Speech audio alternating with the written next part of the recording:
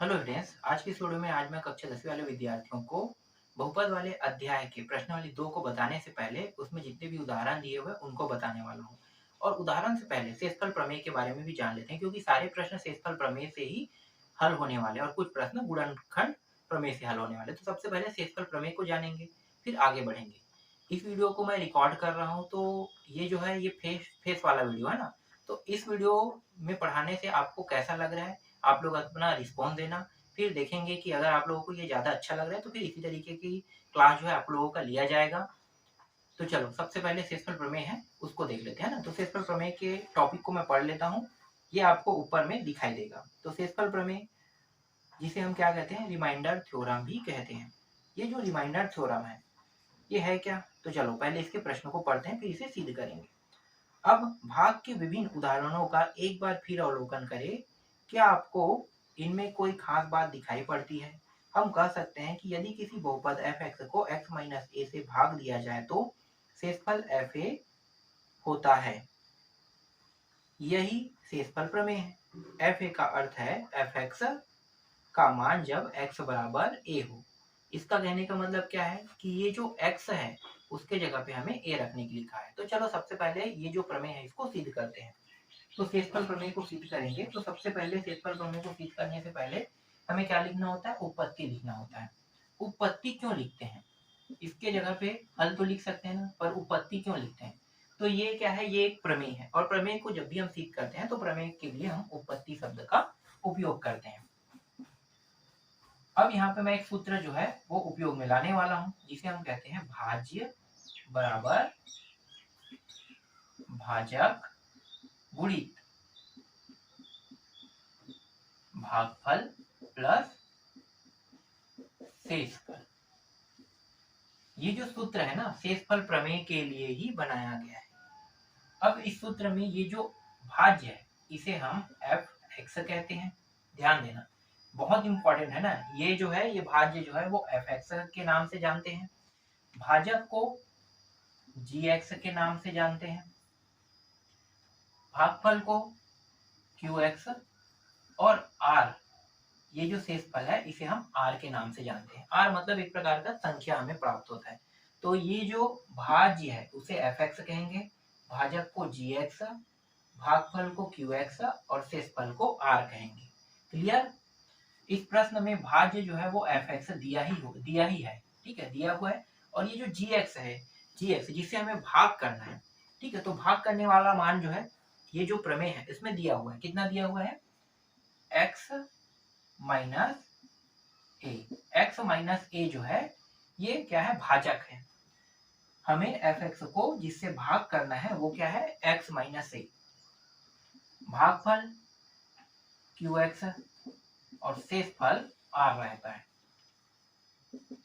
जब इस प्रश्न को हल करेंगे, ये एक प्रश्न तो नहीं है, ये क्या है, ये एक प्रमेय है, ठीक है, एक थ्योरम है। जब हम इस थ्योरम को हल करेंगे तो इसमें कहा गया है कि x बराबर आपको कितने रखने के लिए कहा है, a। तो जहां जहां पे x रहेगा वहां पे हमें क्या रखना है, वहां पे हमें a रखना है। तो x बराबर a, तो a कहाँ पे रखेंगे, यहाँ पे रखेंगे, यहाँ पे रखेंगे, यहाँ पे रखेंगे। इन्हीं जगहों पे बस x दिया हुआ है, तो ये हो जाएगा f a बन जाएगा, ये वाला ये बन जाएगा a माइनस a हो जाएगा, है ना। और यहाँ पे q दिया हुआ है, ये भी a, और फिर r जैसा है वैसा रहने देंगे। फिर f a बराबर, ये दोनों देखो, ये एक प्लस में एक माइनस में घटेगा तो कितना प्राप्त होगा, 0। तो ये 0 हो गया, गुणित QA फिर R। FA बराबर इन दोनों का गुणा कर दो। तो कोई भी संख्या हो, है ना, 0 के साथ अगर गुणा होता है या कोई भी मान हो, कोई भी संख्या हो 0 के साथ गुणा होता है, क्या प्राप्त होगा, 0 ही प्राप्त होता है, ठीक है। फिर R, तो FA और इन दोनों को जोड़ेंगे तो 0 के साथ R को जोड़ेंगे। देखो गुणा होने पर हमें 0 प्राप्त होगा, लेकिन जोड़ने पर सिर्फ R ही बस प्राप्त होगा, है ना। तो 0 को किसी भी संख्या के साथ जोड़ोगे तो वही संख्या प्राप्त होगा जो दिया है। तो इसके साथ अगर हम R को जोड़ेंगे तो हमें क्या प्राप्त होगा, सिर्फ R बस प्राप्त होगा। तो ये क्या है, ये है शेषफल प्रमेय। शेषफल प्रमेय, ठीक है, शेषफल प्रमेय। और ये क्या हुआ, सिद्ध भी हुआ, है ना, सिद्ध हुआ। अब यहाँ पे एक चीज मैं आपको बता देता हूँ, जब मैं प्रश्नों को हल करूंगा तो हम लोग यहाँ से एक टॉपिक का उपयोग करने वाले हैं। पूरे प्रश्न में हमेशा ये टॉपिक उपयोग होने वाला है, जिसे हम क्या कहते हैं, भाजक कहते हैं। भाजक जो है वो GX है। शेषफल प्रमेय प्रमेय से ही हमें ये चीज पता चल रहा है, ठीक है। शेषफल प्रमेय हमें ये बता रहा है कि जब हम भाजक का उपयोग करेंगे तो भाजक कितना है, x माइनस ए। पूरा यहाँ से ऊपर से नीचे उतरते जाना, सिर्फ भाजक लाइन को देखना है, ठीक है। तो ये जो है GX है, जिसे हम भाजक कहते हैं। भाजक का मान इस प्रमेय में कितना दिया है, x माइनस ए दिया है। जब हम वापस नीचे आते हैं तो x की जगह में कितना रखे हैं, a माइनस ए। फिर ये नीचे आके कितना हो गया, 0 हो गया। तो जब भी हम लोग भाजक का उपयोग करेंगे तो वहां पे कितना रखेंगे, GX की जगह में ये जो GX है ये, या फिर भाजक का हो, इसके जगह में डायरेक्ट 0 रखना है, ठीक है। डायरेक्ट क्या रखना है, 0 रखना है। सिद्ध हुआ, है ना, ये टॉपिक आपको सिद्ध हो गया है, ठीक है। अब प्रश्नावली तो नहीं, पहले उदाहरण के प्रश्नों को देख लेते हैं, फिर प्रश्नावली के प्रश्नों पे चलेंगे। तो उदाहरण नंबर 9 पहले देखें।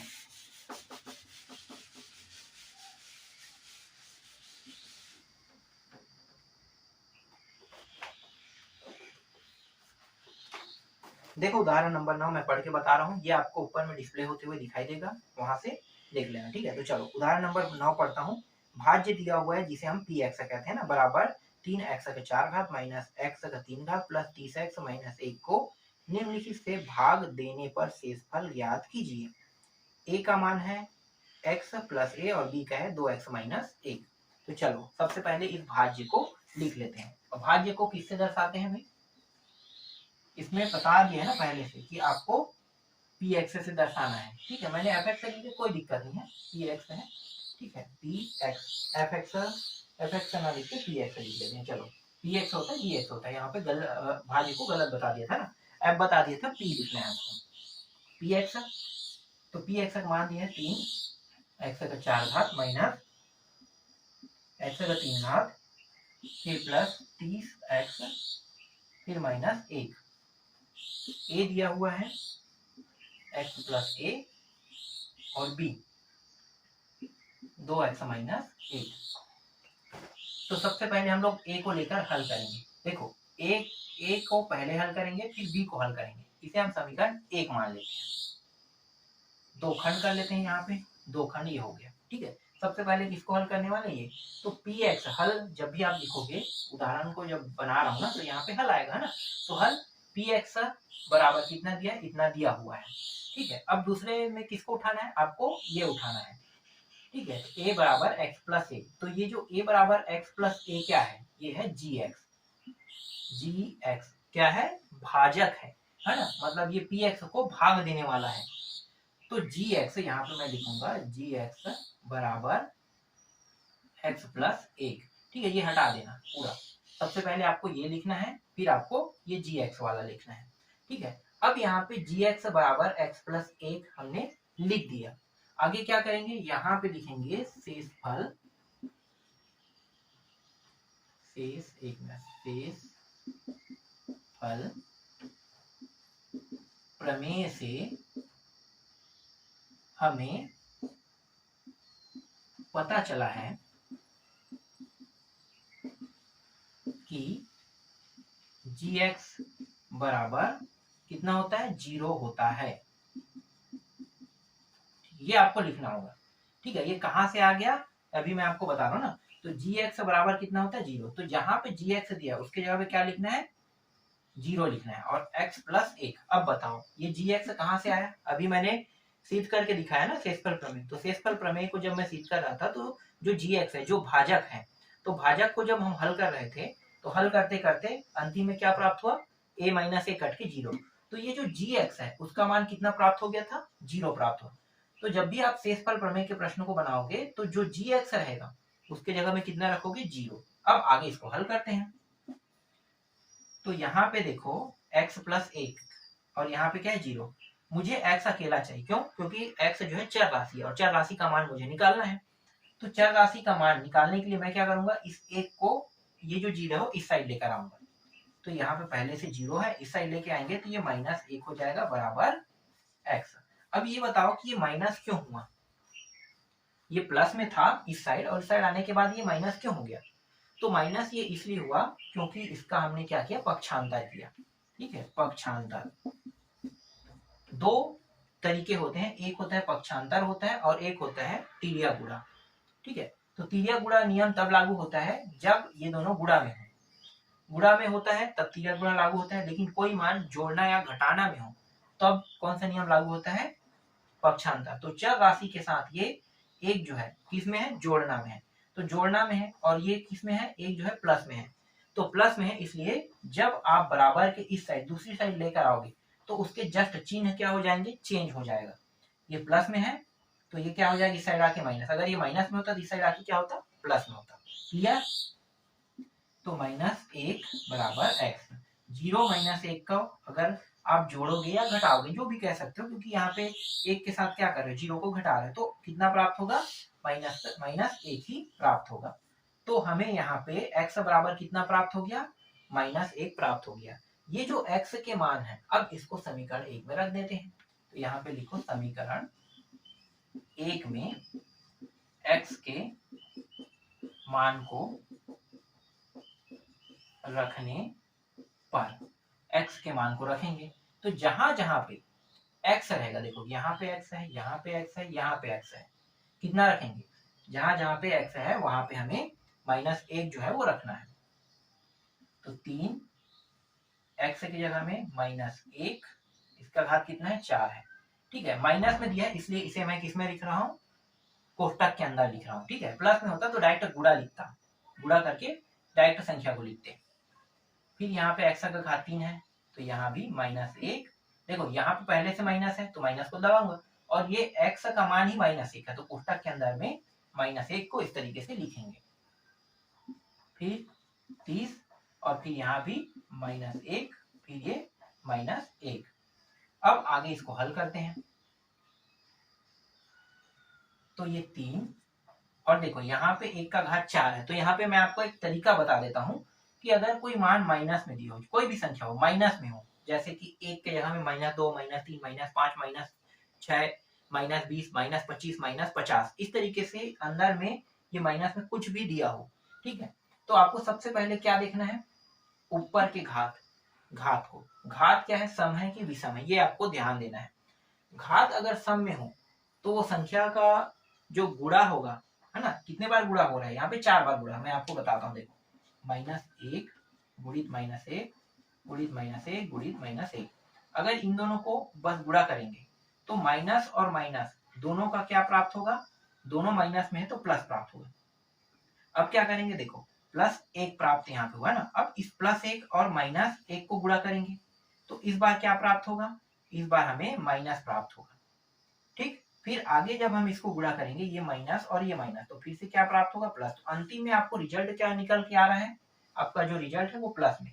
तो ये बताना चाह रहा है कि अगर संख्या, देखो यहाँ पे सम हो और एक विषम हो, ठीक है, ये जो अंदर के नहीं, ये जो घात है ना, देखो ये मान माइनस में दिया हो इस तरीके से -20, 25 कुछ भी, और घात अगर सम में हो, घात जैसे 2, 4, 6, है ना, इस तरीके बढ़ते बढ़ते इंफिनिटिव जत का लगा लो, जैसे कि 112, 1028, इस तरीके से जितना भी लगा लो।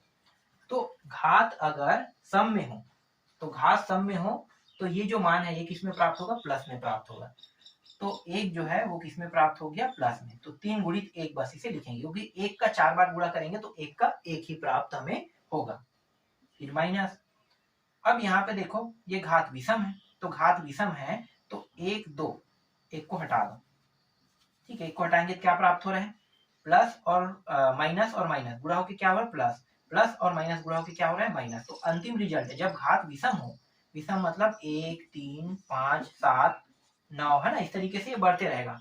ठीक है, तो ये विषम संख्या है, विषम हो तो हमेशा मान किस में प्राप्त होगा, माइनस में ही प्राप्त होगा।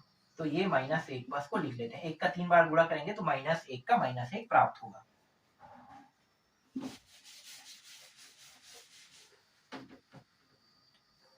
फिर यहाँ पे देखो एक प्लस है एक माइनस है ना, ये दोनों तो गुणा हो रहा है, गुणा हो रहा है कौन, 30 और -1 गुणा हो रहा है, तो यहाँ पे प्लस है और यहाँ पे माइनस है, अगर इन दोनों का गुणा होगा तो क्या बन जाएगा, -30 और गुणित 1 तो 30 का 30 आ जाएगा।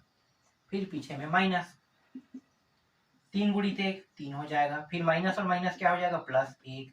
फिर ये दोनों को जोड़ देने को, दोनों माइनस में है तो अब जोड़ है, देखो गुणा नहीं कर रहे, ध्यान देना गुणा होने पर ही ये माइनस माइनस प्लस होता है। अब दोनों को जोड़ रहे हैं, जोड़ है, माइनस और माइनस को जोड़ेंगे तो ये भी माइनस ये भी माइनस, तो -31 हो जाएगा। ठीक है, कितना हुआ -31। अब इन दोनों को पहले जोड़ो तो ये 4 हो गया। फिर -31 के साथ इसका क्या करेंगे, घटाएंगे तो कितना प्राप्त हो जाएगा 27। अब ये 27 प्राप्त हुआ, माइनस में प्राप्त होगा कि प्लस में प्राप्त होगा, ये मुझे बताओ। माइनस में प्राप्त होगा प्लस में? माइनस में। क्यों माइनस में प्राप्त होगा?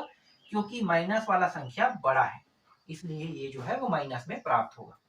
जो संख्या बड़ा होता है उसी के चिन्ह को आगे में लिखा जाता है। तो यही क्या है, इस प्रश्न का शेषफल है। ठीक है, आपका उत्तर आ गया ना, शेषफल -27 हमें प्राप्त हुआ जब हम भाजक x+1 को लेकर इसको हल करते हैं तब की बात है। अब हम भाजक gx-1 को लेकर जब इसको हल करेंगे तो अब शेषफल कितना प्राप्त होगा, अब इसको निकाल के देखते हैं।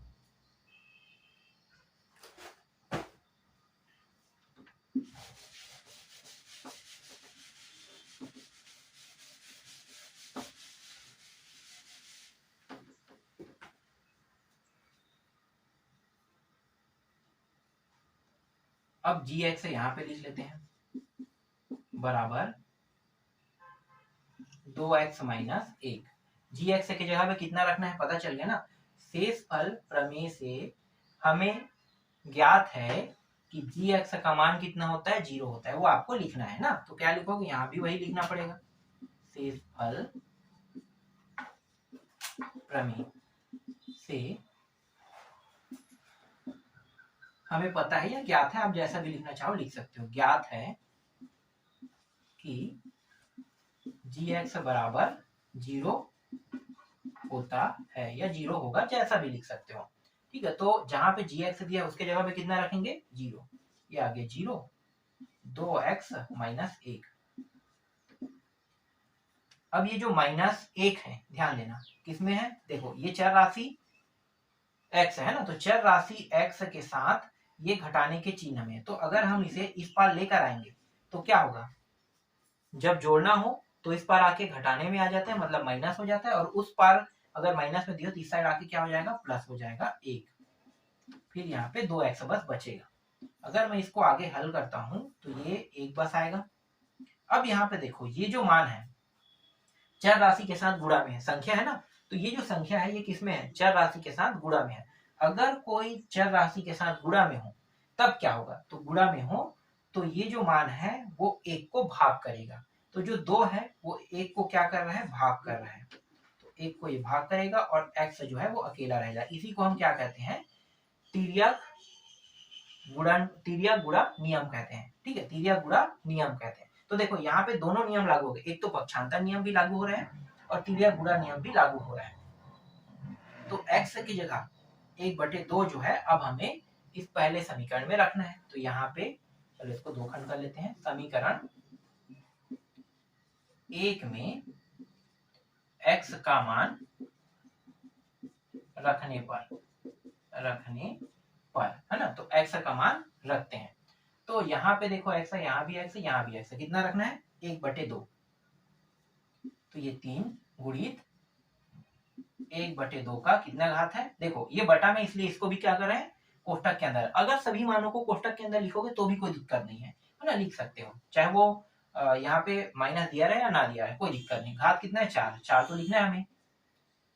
फिर यहाँ पे माइनस के बाद x का 3 घात, मतलब 1/2 का कितने घात होगा, 3 घात। फिर प्लस 30 और ये 1/2, फिर -1। अब इसको आगे हल कर दो तो ये 3 हो गया, गुणित 1 का 4 बार गुणा करेंगे तो 1 ही प्राप्त होगा, और 2 का 4 बार गुणा करेंगे कितना प्राप्त, देखो इस तरीके से 2 गुणित 2 गुणित 2 गुणित 2 है ना। देखो 2 का घात 4 मतलब 2 का भी 4 बार गुणा करेंगे। ऊपर के देख, ऊपर अंश है नीचे हर है, तो अंश को हर करेंगे, 1 का 4 मतलब 1 का 1 ही प्राप्त होगा ना, 4 बार गुणा करेंगे।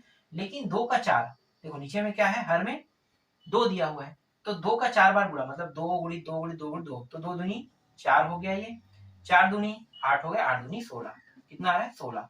तो यहाँ पे मैं कितना रखूंगा, नीचे में 16 रखूंगा। ठीक है, तो ये हो गया 1/16। फिर यहाँ पे माइनस है, माइनस चिन्ह को ले लो। 1 का घात 3, 1 का घात 3 का मतलब कितना होगा, 1 का 1 ही होगा। अब 2 का घात 3, नीचे में हर को भी देखना है, तो 2 का घात 3, 2 गुणित 2 गुणित 2 करो तो कितना आ जाएगा, 2 दूनी 4, 4 दूनी 8, तो यहाँ पे आ जाएगा 8। फिर प्लस 30 गुणित 1/2, फिर माइनस 1। अब देखो यहाँ पे ये कट रहा है, ये दोनों देखो 30 और गुणित 1/2, ध्यान देना ये जो मान है इसको बस देखना है। ठीक है, 30 गुणित 1/2, ठीक है, तो 30 गुणित ये दोनों एक ही पद में है, एक ही पद में 30 गुणित 1/2, तो ये दोनों कट रहा है, 2 के पहाड़ा से 15 बार में कट गया। ठीक है, 2 के पहाड़े में कितने बार में कट गया, 15 बार में। यहाँ पे देखो कुछ कट रहा है क्या, अगर मैं 3 का पहाड़ा पढ़ता हूँ तो 3 के पहाड़ा में देखो ये दोनों भी एक ही पद है, क्या कट रहा है, नहीं कट रहा है ना, तो ये जैसा वैसा लगा लेते हैं। तो 3 गुणित 1, देखो यहाँ पे कुछ नहीं, मतलब क्या है, 1 है, तो 3 जो है ऊपर के साथ गुणा और नीचे वाला नीचे के साथ गुणा होगा, तो 3 एकम 3 और 1 गुणित 16, तो मतलब 3/16 ही रहेगा ये। फिर माइनस 1/8 इसको लिख लेते हैं, फिर प्लस यहाँ पे 15 एकम 15 है ना, तो 15 का 15 ही रहेगा, और फिर माइनस 1। जब इसे आगे हल करेंगे तो ये दोनों घट के कितना हो जाएगा, 14। ठीक है, तो मैं यहाँ पे 15 में 1 घटा देता हूँ, तो डायरेक्ट लिख देता हूँ यहाँ पे 14, और प्लस नहीं आएगा क्योंकि 15 जो है वो प्लस में है ना, तो प्लस चिन्ह जो है वो बड़ा है, मतलब बड़े संख्या के साथ, इसलिए +14 लिखेंगे। अब यहाँ पे देखो, यहाँ पे कुछ नहीं है, तो मतलब क्या है, यहाँ पे 1 है।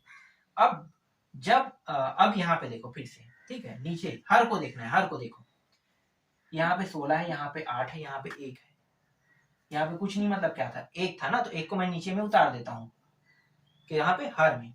ठीक है, तो यहाँ पे जब हम हर को देखते हैं तो हर को देखने पर हमें पता चला है कि हर के जो मान है वो सभी में अलग अलग है, सभी में क्या है, अलग अलग है।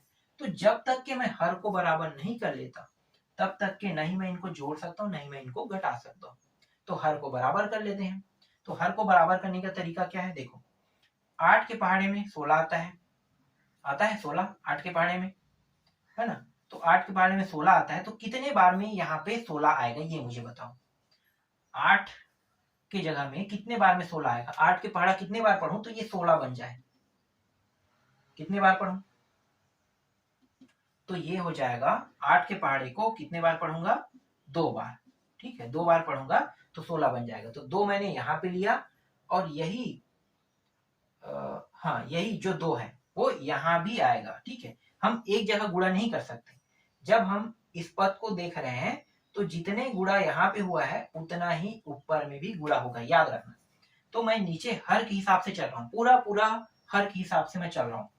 8 का पहाड़ा मैंने कितने बार पढ़ा, 2 बार, तो ये कितना हो जाएगा, 16 हो जाएगा, हो गया ना। 8 का पहाड़ा अगर मैं 2 बार पढ़ता हूँ 16, तो हर में जब मैं 2 का गुणा कर रहा हूं तो अंश में भी 2 का ही गुणा करूंगा।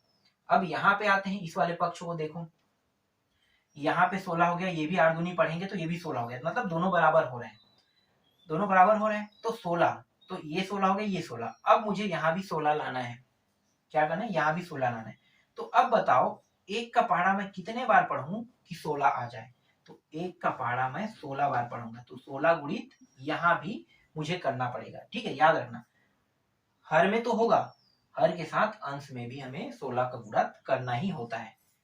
ठीक, समझ में आ गया। चलो अब आगे इसको हल करो, तो ऊपर रहेगा 3/16, फिर 2 एकम 2, और ये 8 दूनी 16, फिर प्लस इन दोनों का गुणा करेंगे तो नीचे वाला जो 16 है उसको उतार लेते हैं। अब इसको पढ़ते हैं, तो 14 दूनी 28, 14 तिया 42, 14 56, 14 पंच 70, और 14 छक्के 84, है ना, तो 84 का कितना आ गया, 4 समझो। 8 यहाँ पे हासिल आ रहा है, 14 एकम 14, और 14 और 8 कितना होता है, 22। ठीक, इतना होगा, तो 2 2 4।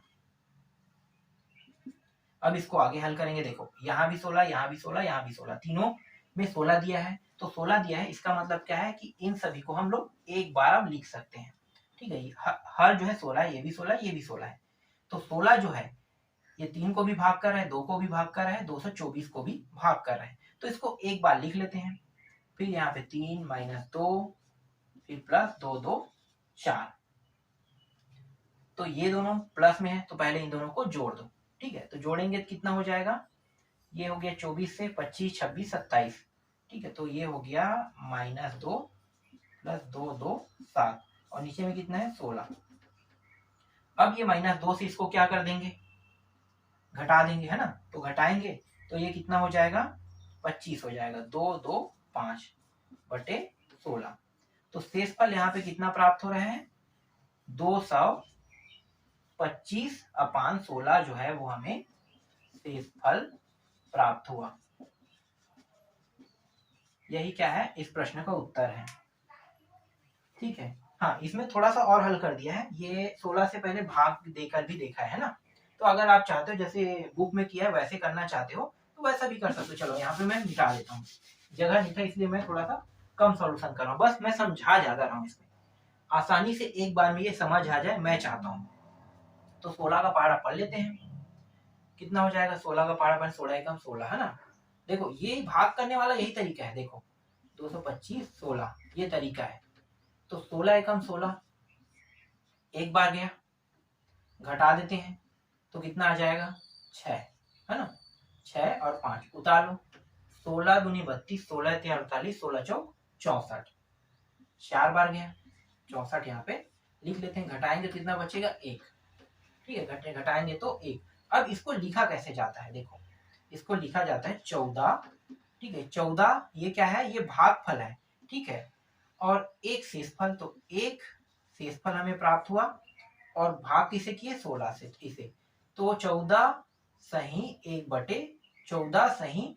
1/14 इसे इस तरीके से लिखते हैं। ये क्या है, शेषफल है। तो देखना आपके जो उदाहरण नंबर 9 है उसमें इसी तरीके से मान निकला होगा।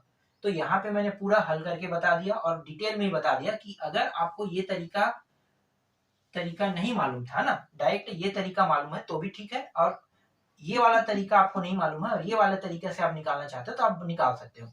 जो भाग करते हैं उसको यहाँ पे लिखते हैं, फिर दोनों के देखो ये जो है 14 है और इन 14 के बीचों बीच एक रेखा खींचा जाता है जिसमें शेषफल को ऊपर में लिखते हैं और जिससे भाग देते हैं, जो भाजक है हमारा उसको हम नीचे में लिखते हैं। तो यही क्या है, ये उदाहरण नंबर 9 का उत्तर है। अब उदाहरण नंबर 10 देख लेते हैं। पहले मैं इसको मिटा देता हूं।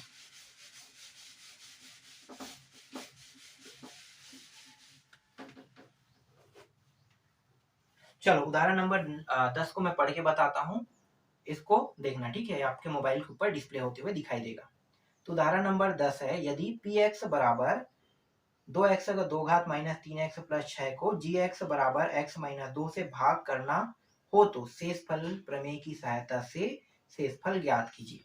शेषफल प्रमेय की सहायता से शेषफल हमें क्या करना है, ज्ञात करना है। तो यहाँ पे सिर्फ px और gx दिया, एक ही दिया हुआ है ना। तो यहाँ पे मैं लिख लेता हूँ px, उदाहरण नंबर 10 हुआ।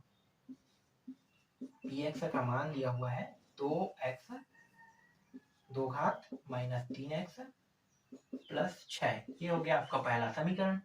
और यहाँ पे क्या दिया है, gx दिया हुआ है ना, gx कितना दिया है, x माइनस 2। तो ये जो gx है x माइनस 2 दिया है। अब करना क्या है, हमें gx को ही 0 करना है। पता है gx का मान 0 कहाँ से होता है, शेषफल प्रमेय से हमें ज्ञात है कि gx का मान 0 होता है। तो gx का मान अब मैं डायरेक्ट 0 रख दूं, ये रहा 0। ठीक है, यहाँ पे आपको कोष्टक में बता देना है चूंकि gx बराबर 0। ठीक है, ये यही बता रहा है कि शेषफल प्रमेय की सहायता से हमें पता है या ज्ञात है कि gx का मान 0 होता है। तो gx की जगह हमने 0 रख दिया, फिर x माइनस 2। अब ये जो 2 है वो किस साइड आएगा, इस साइड, है ना। तो 0 और ये माइनस में, तो इस साइड आके क्या हो जाएगा, प्लस हो जाएगा, फिर ये x। तो 2 बराबर x, तो x का मान कितना प्राप्त है 2। अब ये जो x के मान है उसे समीकरण 1 में रख देते हैं। तो यहाँ पे आपको लिखना होगा समीकरण 1 में x का मान रखने पर, x का मान रखने पर, तो ये रहा 2 और जहां जहां x है वहीं पे रखेंगे। तो 2 गुणित कितना है 2, तो 2 का 2 घात। देखो यहाँ पे ये अकेला संख्या है तो मैं इसको इस तरीके से 2 का कोष्टक में ना लिख के डायरेक्ट लिख देता हूँ। क्यों, क्योंकि इसमें कोई माइनस तो लगा नहीं है और ना ही ये बटा में है, तो आसानी से हम इसे हल कर सकते हैं। तो 2 का 2 घात यहाँ पे हमने लिख दिया, ठीक है। फिर माइनस 3, 3 के साथ भी 2 का गुणा मतलब x की जगह में 2 रखेंगे, देख लो, तो 2 फिर प्लस 6। आगे जब इसे हल करेंगे तो ये हो जाएगा 2 और 2 का 2 घात कितना होगा, 2 गुणी 2 4 है ना, तो 4, फिर ये 3 दूनी 6 प्लस 6, 4 दूनी ये 8 हो जाएगा, इन दोनों को गुणा होगा। देखो एक किसमें है, माइनस में, एक प्लस में है, तो ये दोनों कट जाएगा, तो हमें सिर्फ प्राप्त कितना होगा, 8 ही प्राप्त होगा। यही क्या है, शेषफल है, और यही आपके 10वें प्रश्न का उत्तर है। तो शेषफल इस तरीके से देखो, बहुत ही आसानी से मैंने 10वें प्रश्न का शेषफल भी निकाल दिया। चलो अब उदाहरण नंबर 11वां को देखते हैं। 11वां उदाहरण क्या कह रहा है, तो यहाँ पे मैं 11वां उदाहरण को भी पढ़ के बता देता हूँ। आपके मोबाइल के ऊपर ये जो प्रश्न है वो डिस्प्ले होगा, प्रश्न को देखो फिर मैं आपको इसको समझाऊंगा। जब किसी बहुपद f(x) को x के 2 घात माइनस 4 से भाग दिया जाता है तब शेषफल 5x प्लस 6 होता है। यदि इसी बहुपद को x माइनस 2 से भाग दिया जाए तब शेषफल क्या होगा। तब शेषफल क्या होगा ये हमें निकाल के बताना है, मतलब शेषफल इसमें भी निकालना है, ये शेषफल प्रमेय ही प्रश्न है। तो इस प्रश्न में पहले से ही जो px है उसके जगह पे दिया हुआ है, तो px को यहाँ पे fx के रूप में दिया है, तो समझो कि fx जो है वो px का मान है, ठीक है। तो fx px का मान है, और इस fx को x के 2 घात माइनस 4 से भाग दिया जाता है।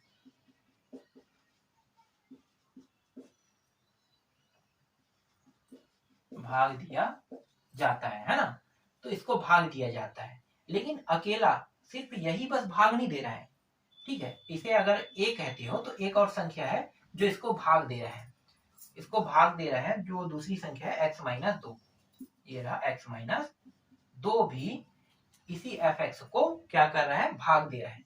तो यहाँ पे अब ध्यान देने वाली बात ये है कि ये क्या है, ये है भाज्य, और ये क्या है, भाजक, ठीक है। fx को x का वर्ग माइनस 4 भी भाग दे रहा है, और x माइनस 2 भी भाग दे रहा है, ठीक है। जब x का वर्ग माइनस 4 भाग देता है किसको, भाज्य को, जो भाज्य है fx को भाग दिया जाता है, तब इसको मैं हटा दूं, ठीक है, ये समझाने के लिए मैं बताता ना, ये अभी हल हो रहा है, ये मेन हल है। तो fx को a को भी हटा दो, x के 2 घात माइनस 4 से भाग दिया जाता है, तब शेषफल, और शेषफल कितना दिया है, तब शेषफल 5x प्लस 6 होता है, मतलब ये हमें क्या होगा, प्राप्त होता है ना, 6 होता है कह रहा है, ठीक है, 6 होता है। क्लियर हुआ। कब, जब ये भाग देता है इस भाज्य को, तब हमें शेषफल क्या प्राप्त हो रहा है, 5x प्लस 6 जो है हमें प्राप्त हो रहा है। आगे मैं प्रश्न और पढ़ता हूं, ठीक है, आगे क्या कह रहे हैं, और जब इसी fx को, है ना, तो यहाँ पे फिर से मैं लिख देता हूं, जब इसी fx को,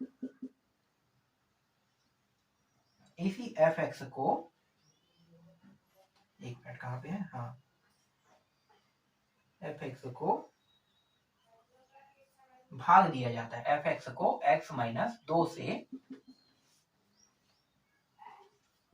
भाग दिया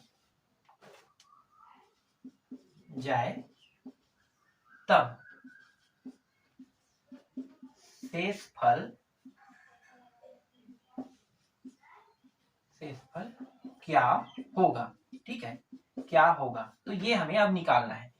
जब मैं fx को x के 2 घात माइनस 4 से भाग देता हूं, तब शेषफल हमें ये प्राप्त होता है, ठीक है, ये तो प्राप्त हो गया, लेकिन इसी भाज्य को x माइनस 2 से अगर मैं भाग देता हूं, तब शेषफल क्या प्राप्त होता है वो मुझे पता नहीं है, तो उसी को क्या करना है, निकालना है। तो यहाँ पे मैं लिखूंगा भाज्य बराबर भाजक गुणित भागफल प्लस शेषफल, शेष ये फल है ना, ठीक है, शेषफल। तो यहाँ पे भाज्य कितना है, fx, लिखो fx, भाजक देख लो पहले वाला ना, यही चलेगा, ये तो हम सिद्ध करके लाएंगे, सिद्ध नहीं, इसको हल करके निकालेंगे, ठीक है। इसके लिए तो यहाँ पे मैं क्या करूंगा, ये भाजक है, इसको लिख लेता हूँ। तो x के 2 घात माइनस 4 गुणन है ना, फिर भागफल क्या है qx, फिर शेषफल, शेषफल कितना है यहाँ पे देखो 5x प्लस 6, ठीक है। अब ये जो जब दूसरे वाले करते हैं, ठीक है, जब fx को x माइनस 2 से भाग दिया जाए तब शेषफल क्या होगा। तो यहाँ पे ये जो है ये भाजक है, और भाजक को किससे दर्शाते हैं, gx से। तो यहाँ पे लिख लेते हैं तब, यहाँ पे लिखो तब, ठीक है, किसके लिए करें, इसके लिए, तब gx बराबर x माइनस 2। तो इसके जगह पे कितना आ जाएगा 0, ये तो आपको पता है, और x माइनस 2, 2 इस साइड आ जाएगा तो माइनस से क्या हो जाएगा प्लस, और ये x थोड़ा फास्ट कर रहा हूँ, ये तो समझ में आ गया होगा ना। तो x का मान कितना प्राप्त हो गया, 2 आप लोगों को प्राप्त हो गया। अब ये जो x के मान 2 है उसे कहाँ रखना है, तो यहाँ पे रखना है पहले समीकरण, इसको पहला समीकरण नाम दे दो। तो पहला समीकरण में आपको रखना, चलो यहाँ पे मैं एक खंड कर देता हूँ, बाकी हल यहाँ पे कर देता हूँ। तो यहाँ पे मैं रखूंगा, तो यहाँ पे देखो जहां जहां पे x है वहीं पे ही बस मुझे क्या करना है, x की जगह में 2 रखना है। तो ये fx है, तो ये f 2 हो गया, फिर यहाँ भी है ना, तो ये 2 का 2 घात माइनस 4, फिर यहाँ पे q x की जगह में भी कितना आ जाएगा 2 आ जाएगा, फिर 5 गुणित x की जगह में 2 और 6 जैसा वैसा उतार देंगे। तो f2 बराबर 2 दूनी 4, 4 माइनस 4, फिर q2 और ये हो जाएगा 5 दूनी 10, फिर प्लस 6। देखो ये 4 और 4 कितना होगा 0, और 0 के साथ q2 का 0 करेंगे पूरा मान कितना प्राप्त हो जाएगा 0, पूरा मैं 0 रख देता हूँ, ठीक है। ये पूरा जो मान है ये पूरा क्या बन जाएगा 0 बन जाएगा, तो इसे मैं पूरा का पूरा 0 रख देता हूँ। अब इन दोनों को जोड़ दो, ठीक है, तो जोड़ेंगे तो कितना हो जाएगा 16। तो ये f2 बराबर 16, और यही 16 जो है वो क्या है, शेषफल है, शेषफल है, और यही हमें क्या करना था इस प्रश्न में ज्ञात करना था, ठीक है। तो ये आपको समझ में आया, जब पहले इसको भाग दे रहा था तब शेषफल ये प्राप्त हुआ, और जब fx को x माइनस 2 जब भाग दे रहा है तब शेषफल कितना प्राप्त हो रहा है 16 प्राप्त हो रहा है। तो इस तरीके से मैंने उदाहरण नंबर 9, 10, 11 को बता दिया। इसके बाद गुणनखंड प्रमेय है, तो गुणनखंड प्रमेय को मैं आपको दूसरे वीडियो में समझाऊंगा।